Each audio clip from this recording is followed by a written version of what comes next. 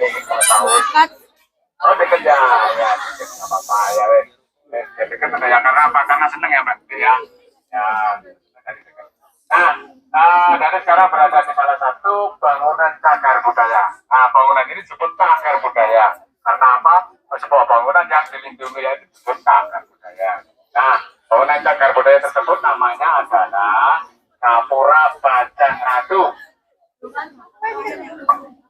Ya, kenapa kok dinamakan Bajang Ratu ya? Nah, nanti ada penjelasannya. Nah, Gapura Bajang Ratu ini bahannya kira-kira terbuat dari apa? Kira-kira?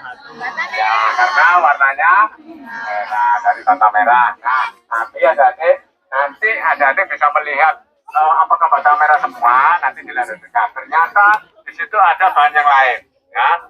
Bahan yang lain itu warnanya hitam. Nanti dilihat dari tangga masuk ya, dari tangga masuk pintu masuk itu ada ya betul memakai batu andesit ya, ada sekitar 20% memakai batu. Ada ini pak batu andesit, apa itu batu andesit? Batu gunung atau batu hitam atau batu kali ya, bukan kulit hitam, bukan yang batu hitam. Nah di situ juga ada batu hitam yang berada di atap. Nah, jadi atap itu begini, ada pintu masuk yang atasnya itu tertutup, nah itu disebut atap. Kalau rumah namanya plafon, atap ya. Nah ini karena di Gapura itu disebut ini apa ya? Gapura beratap atau Gapura padu raksa. Ya, Gapura yang mempunyai atap atau mempunyai plafon namanya padu raksa atau beratap tunggal atau menyatu ya. Kenapa kok disebut Gapura beratap atau Gapura padu raksa? Karena Gapura itu ada dua bentuk, ada ya. Nah salah satunya Gapura ini ya, Gapura ini salah satunya bentuknya adalah Gapura yang menyatu. Jadi Gapura yang pintu masuknya itu atapnya tertutup. Nah ada lagi contoh yang kedua di dekat sini dan juga peninggalan kerajaan Majapahit. Nah mungkin ada di tadi itu naik bus melihat menengok ke kiri di jalan raya sana dan Trawulan itu ada Gapura. Nah betul, ini ada yang tahu nih. Itu juga Gapura, tapi bentuknya berbeda. Kalau ini atasnya tertutup, kalau Gapura yang ada lihat di jalan raya sana juga peninggalan kerajaan Majapahit, Gapuranya itu tangannya itu tidak tertutup atau tidak menyatu. Gapuranya itu terbuka atau terbelah. Nah itu disebut dengan Gapura pentar ya atau Gapura belah. Ya bedanya kalau Bajang Ratu itu Gapura padu raksa atau beratap tunggal.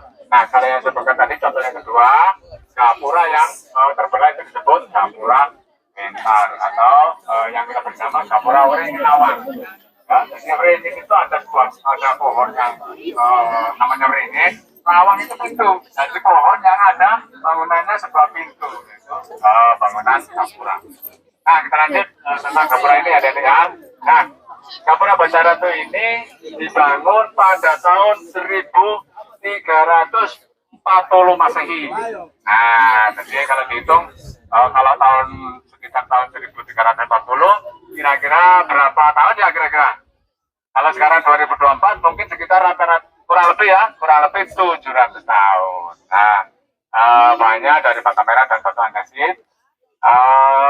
Ya, Gapura Bajang Ratu ini yang membangun adalah Raja Majapahit yang ketiga, yaitu Tribhuwana Wijaya Tunggadewi. Ya, pernah mengenal mungkin? Ya, pernah mengenal atau mungkin ada yang namanya Dewi atau Tribhuwana ya, itu nama yang ada kaitannya dengan kerajaan Majapahit. Ya, mungkin ada keturunan barangkali ya. Mungkin keturunan jauh ya, pasti ada. Nanti keturunan zaman dulu tidak jauh-jauh dari orang-orang Indonesia ya, termasuk ada semua juga salah satunya mungkin seperti itu. Nah, Gapura Bajang Ratu ini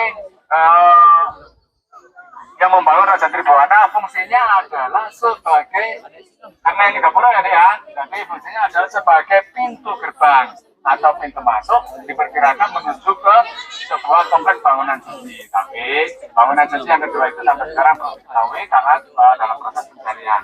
Nah, Gapura Bajang Ratu ini mempunyai tinggi 16,5 meter ya, dan panjang 11,5 meter dan lebar 10,5 meter. Nah, kenapa kok dinamakan Bajang Ratu? Nah, dinamakan Bajang Ratu itu asal kata dari Bajang dan Ratu. Jadi artinya itu bajang itu kecil, ratu artinya raja. Nah, kalau digabung menjadi raja kecil. Nah, siapa yang dimaksud dengan raja kecil? Kenapa kok dinamakan raja kecil? Karena waktu itu ada kaitan dengan Raja Janegara. Jadi, Raja Janegara itu dijadikan raja saat usianya masih kecil ya, sekitar usia 15 tahun. Nah, sampai berjalannya waktu menjadi raja mulai dari 15 tahun dan dengan berjalannya waktu sampai usia 35 tahun ya, sekitar 35 tahun Raja Janegara itu meninggal dunia. Nah, kenapa kok meninggal dunia? Karena apa? Karena terbunuh ya, karena terbunuh. Nah, siapa yang membunuh? Yang membunuh adalah tabib pribadinya yang bernama Tanja. Loh, kenapa kok dibunuh? Ya, karena Raja Janegara itu karena usianya masih muda, jadi dalam perjalanan memimpin itu banyak konflik, banyak persoalan. Menurut para pengikutnya itu tidak seperti yang dipimpin oleh ayahnya sendiri waktu itu, yaitu Raja Wijaya, Raja pertama. Karena dulu dipimpin oleh ayahnya ternyata amat damai, sekarang kok seperti ini. Nah, ya, banyak yang tidak suka. Salah satu pengikut Raja Janegara yang paling tidak suka adalah tabib pribadinya, namanya Tanja ya. Ingat ya nanti siapa tabib pribadinya, namanya Tanja. Nah, akhirnya suatu hari rajanya itu sakit. Nah, dipanggillah tabib pribadinya. Bukannya diobati sakitnya, malah hanya betul dibunuh sendiri dan meninggal pada usia sekitar 35 tahun. Dan waktu itu tepatnya tahun 1328 Masehi. Nah, setelah itu selama meninggalnya Raja Janegara, kerajaan kosong, tidak ada pemimpin ya. Akhirnya dilanjutkan oleh saudaranya namanya Tribuana Wijaya Tunggadeli. Nah, akhirnya oleh Raja Tribuana untuk menghormati atau mengenang meninggalnya saudaranya, maka dibuatkanlah bangunan tersebut. Nah, oleh Raja Tribuana akhirnya diberi nama Bajang Ratu, yaitu dipersembahkan kepada raja kecil, yaitu Raja Janegara. Nah, itulah cerita mengenai Gapura Bajang Ratu. Nah, Gapura Bajang Ratu ini dihiasi bermacam-macam relief pada dia. Relief itu apa? Relief itu adalah ukiran. Nah, ukiran yang menempel di bangunan tersebut. Nah, salah satunya ukirannya ada yang paling besar, itu adalah relief Kala, atau ukiran yang bernama Kala. Itu fungsinya adalah sebagai pelindung atau penolak bala, pelindung dari bangunan tersebut. Jadi melindungi bangunan tersebut untuk menghalau kepada roh jahat, siapapun yang mendekat ke bangunan tersebut akan dihalau oleh kala tersebut. Karena apa? Karena ini adalah bangunan suci yang harus dijaga menurut mitologi itu ya. Nah, di situ juga ada relik yang namanya relik Cerita Ramayana. Nah, mungkin ada yang pernah mendengar nama Cerita Ramayana, di film ada ya. Nah, Ramayana itu menggambarkan tentang perkelahian Maresakara dengan raksasa. Nanti ada yang bisa melihat ketika di sana ada relik yang menggambarkan tentang Cerita Ramayana. Dan di sudut sana, pojok kaki itu ada relik namanya Sri Tanjung. Mungkin ada yang pernah mendengar ya nama Sri Tanjung. Ya, kira-kira apa itu Sri Tanjung? Kereta api barangkali. Bukan ya. Mungkin ada juga hubungannya karena kereta api itu berada di Daop atau wilayah Banyuwangi. Jadi nama Sri Tanjung itu berkaitan dengan Banyuwangi. Karena apa? Ini cerita dikit ya. Sri Tanjung itu mempunyai darah yang baunya harum atau wangi. Nah, karena itu terjadinya di wilayah Banyuwangi. Waktu itu Sri Tanjung itu dibunuh oleh suaminya sendiri, yaitu Sita Paksa. Nah, karena apa kok dibunuh? Karena Sri Tanjung itu difitnah, maksudnya itu Sita Paksa itu difitnah oleh Raja Sulakrama kala itu ya, atau rajanya sendiri. Maka dengan fitnah tersebut, akhirnya Sri Tanjung dibunuh oleh suaminya sendiri. Tapi Sri Tanjung tadi itu mengatakan, bersumpah kepada suaminya bahwa saya tidak melakukan apa yang dituduhkan kepada rajanya, ya itu adalah fitnah. Kalau tidak percaya, itu menurut Sri Tanjung kepada suaminya, kalau tidak percaya, cium bau darah saya. Kalau berbau harum atau berbau wangi, itu berarti saya tidak melakukan apa yang dituduhkan. Ternyata setelah dicium oleh suaminya, yaitu Sita Paksa, ternyata baunya harum. Nah, akhirnya itu kejadian di Kota Banyuwangi, di pantai Banyuwangi ya.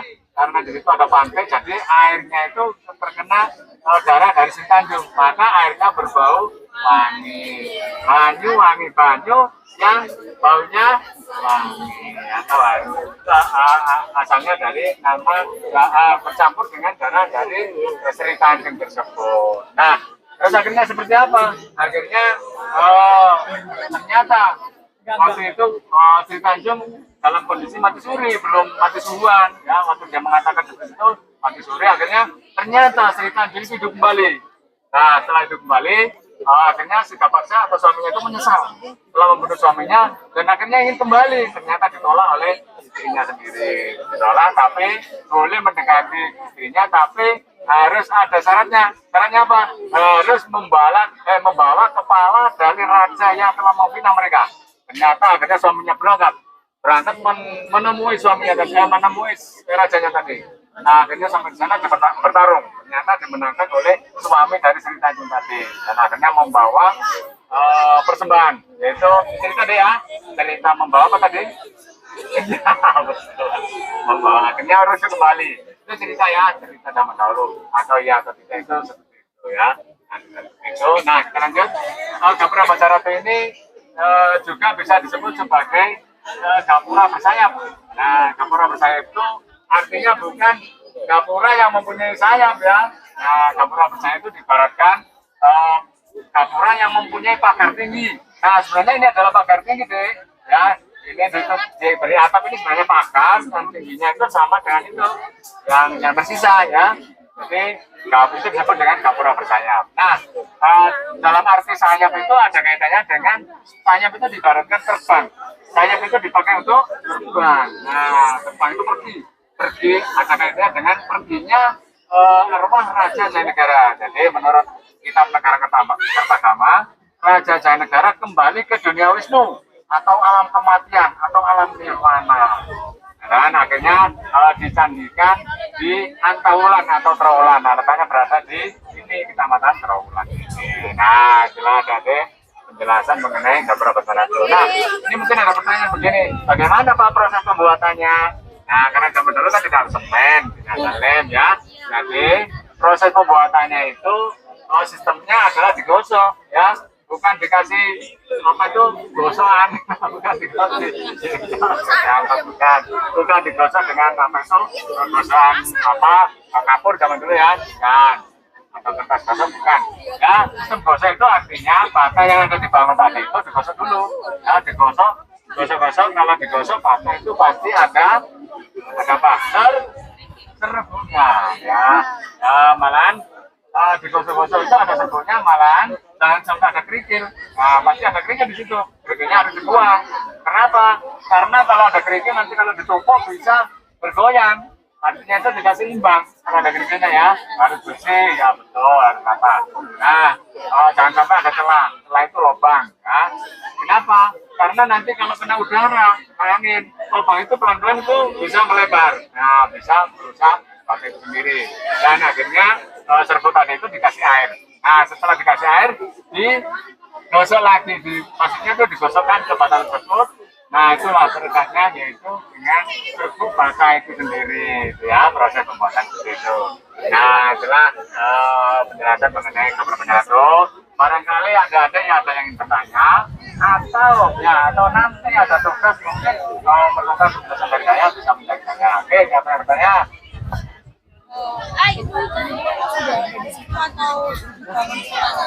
Oh ya, candinya itu sudah ada di situ atau dibangun ulang. Nah, bangunan ini, jadi ini adalah bangunan yang permanen, tidak bisa dipindah ya. Ya, ini bangunan menetap. Bangunan itu cagar budaya itu ada bangunan tetap dan ada bangunan lepas.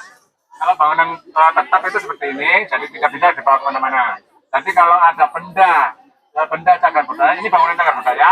Kalau benda lepas itu seperti arca. Nah, itu bisa dibawa kemana-mana karena itu memang benda yang lepas atau benda cagar budaya yang lepas. Jadi bangunan ini tetap ada di sini. Dan bangunan ini pernah diperbaiki, jadi ya, tapi tidak semuanya, sekitar 20%. Jadi kalau yang 20% diperbaiki, berarti yang tersisa yang asli berapa persen? Betul, 80% masih asli ya, jadi ya. Jadi relief atau ukiran itu masih asli semua. Jadi itu ada relief Surya. Surya itu adalah simbol Majapahit. Zaman dahulu itu ada nama Surya Majapahit. Nah, itulah simbol Majapahit. Nah, kalau orang Indonesia itu sebelumnya apa kira-kira? Garuda ya? Garuda itu simbol Majapahit, simbol bangsa Indonesia. Kalau Majapahit itu sebelumnya Surya, betul. Oke, nah kan mungkin ada yang bertanya lagi. Ya, ya, kenapa kok nggak boleh masuk? Nah, karena ini bangunan cagar budaya yang usianya sudah ratusan tahun dan juga bahannya dari bata merah yang gampang rapuh. Jadi di situ definisi dilarang naik dan dilarang coret-coret karena bisa merusak bangunan ini. Ya. Jadi bangunan ini perlu dilestarikan karena ini adalah cagar budaya untuk apa ya, kepentingan keagamaan, untuk kepentingan penelitian dan sejarah atau pendidikan, dan juga untuk kepentingan kebudayaan juga, dan juga untuk kegiatan ritual bagi masyarakat yang ingin melakukan ritual di bangunan tersebut. Jadi bangunan cagar budaya itu adalah termasuk salah satunya Kampung Batara ini adalah milik masyarakat. Jadi milik masyarakat bisa dimanfaatkan oleh masyarakat semuanya. Seperti itu ya. Oke, lanjut, siapa yang ingin bertanya lagi? Ya, ini bicara Hindu ya. Jadi ini candi yang dipakai untuk agama Hindu, tapi bisa dimanfaatkan oleh masyarakat semua. Jadi begini, masyarakat sekitar sini tuh masih ada tradisi atau pengaruh dari masa Hindu ya. Jadi masih ada pengaruh dari Hindu. Jadi ada sebagian masyarakat itu termasuk keluarga saya zaman dulu, saya kan rumah sakit ke sini. Jadi ada banyak kegiatan, termasuk salah satunya melaksanakan doa atau mungkin punya apa ya, pengajar atau punya keinginan. Kalau sudah terlaksana, dia akan bernazar, saya nanti akan kenduri membawa tumpeng, ya makan bersama di sini, dan juga dimanfaatkan oleh masyarakat yang mempunyai hajat. Ya, jadi orang-orang zaman dulu sampai sekarang itu masih memanfaatkan kalau punya hajat itu minta doa dari leluhurnya. Nah, termasuk melalui bangunan tersebut. Jadi berdoa di sini meminta doa agar diberi keselamatan dengan berdoa di dekat bangunan tersebut dengan membawa tumpeng, dan itu doanya doa Islam ya, karena masyarakat sekitar orang Islam, hanya tempat biasa berada di sini ya. Jadi masih ada. Jadi sebagai masyarakat itu juga ada yang bawa sesaji, karena dulu tradisinya masyarakat dulu atau keturun-temurunnya itu mungkin sama dengan orang-orang Hindu ya. Ini karena di sini ada pengaruh dari Hindu, maka segala kegiatannya itu juga ada sesaji, tapi doanya juga bisa ayam itu tradisi ya. Sesaji itu kalau orang Hindu kan ada sesaji, ada buah, ada rokok, ada telur, ada akhir, ada segem, ya, ada dari itu ada uang, receh. Nah, itu nggak tahu itu apa, itu artinya apa, tapi bisa kan. Oke, lanjut, barangkali ada yang bertanya, silakan. Boleh, silakan.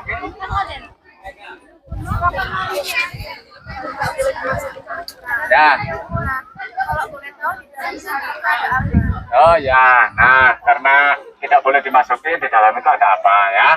Jadi di dalam itu sebenarnya kalau ditengok secara apa itu langsung ya, sebenarnya tidak ada apa-apanya. Cuman di situ itu ada bekas engsel.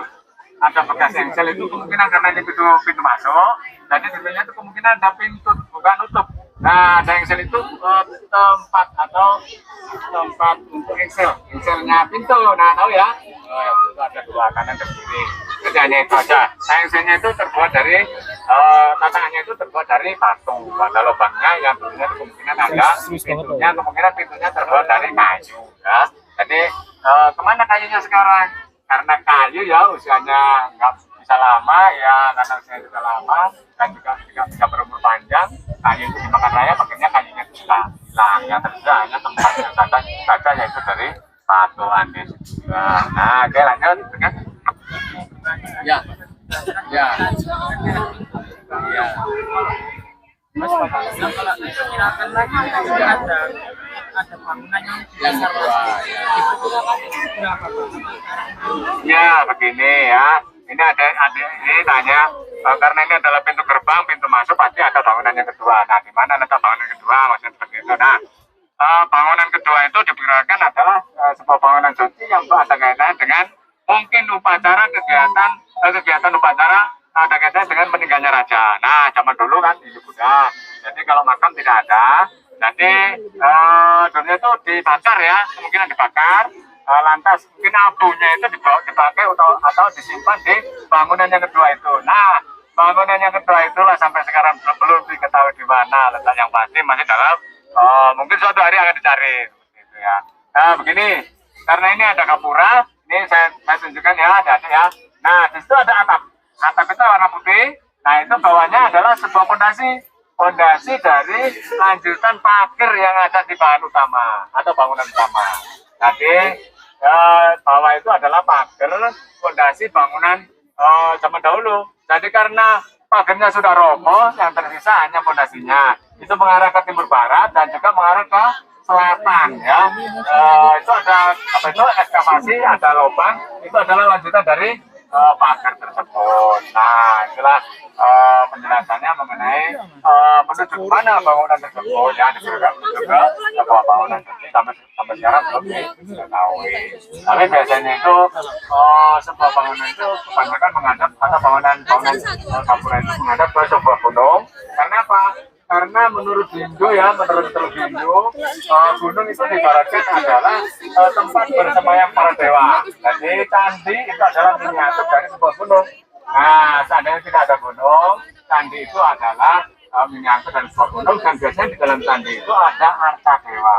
Maka orang itu melaksanakan kegiatan upacara keagamaan di sebuah candi atau sebuah gunung suci agama ini. Ya, nanti karena orang itu adalah beragama setelah itu menyembah dewa, maka kemudian di tengah-tengah bangunan itu ada arca dewa.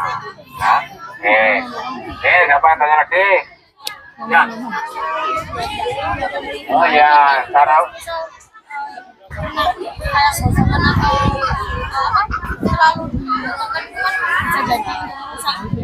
iya, ini deh ya.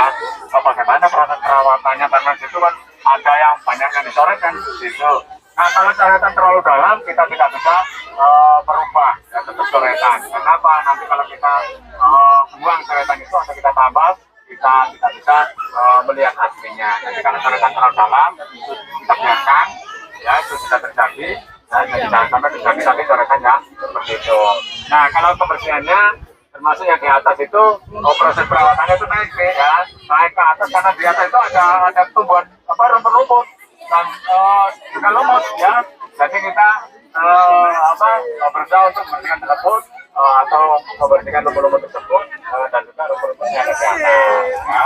Prosesnya itu kita memakai pengamanan sampai di atas untuk mengambil rumput-rumput tersebut dan juga lumut-lumut kita bersihkan memakai sapu itu, dibagikan dengan sapu itu, dengan sapu pakai sikat yang sikat kecil ya seperti itu. Nah akhirnya bangunannya tetap terawat. Nah seperti itu ya. Kalau perawatannya itu setiap hari ya, kalau yang bawah itu paling gampang ya, mungkin setiap hari sedikit. Kalau yang atas itu biasanya cukup lama ya. Karena apa? Karena proses naiknya itu sulit. Jadi kalau setiap hari mungkin naik yang capek. Jadi kita tunggu rumputnya agak banyak dikit. Nanti kalau sudah banyak baru bersihkan sekitar 3 bulan. Kali kalau musim hujan seperti ini, ya mungkin sekitar 2 bulan baru kita bersihkan. Nah itu kita tunggu. Mulai tumbuh rumput-rumputan. Ya, oke. Demikian adik-adik penjelasan dari Bapak Pemandu. Semoga apa yang saya jelaskan bisa bermanfaat. Ya, barangkali adik-adik nanti membutuhkan penjelasan lagi, bisa mencari saya untuk bertanya-tanya. Atau ada kegiatan bisa menghubungi saya atau mencari saya di area sini. Nah, demikian saya akhiri. Wassalamualaikum warahmatullahi wabarakatuh. Sama-sama. Oke, silakan.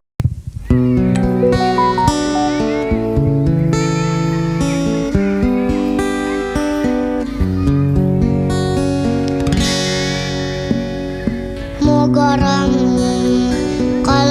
بحبك مغرم يا مصطفانا المكرم يا رسول الله مغرم قلبي بحبك مغرم يا مصطفانا المكرم يا رسول الله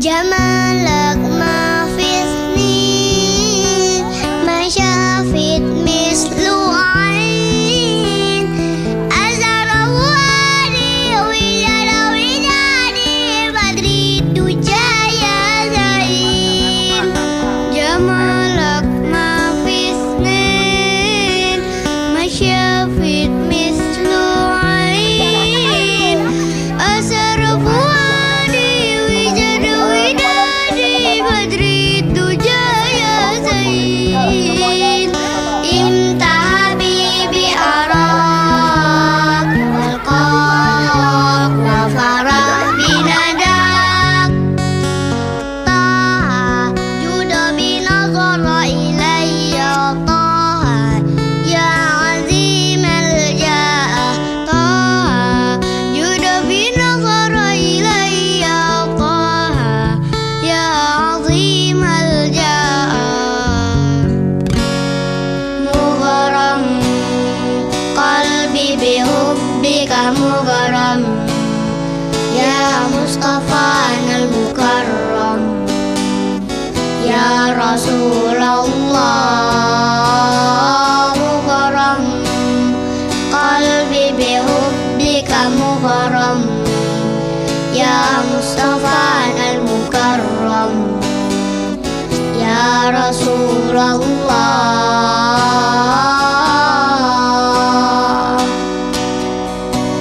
جمالك ما في اثنين ما شافت مثل عين أسر وادي وجد ودادي بدري دجى يا زين جمالك ما في اثنين ما شافت مثل عين أسر وادي وجد ودادي بدري الدجى يا زين انت حبيبي أراك والقاك وفرح بنداك طه جود بنظر إلي طه يا عظيم الجاه طه جود بنظر إلي طه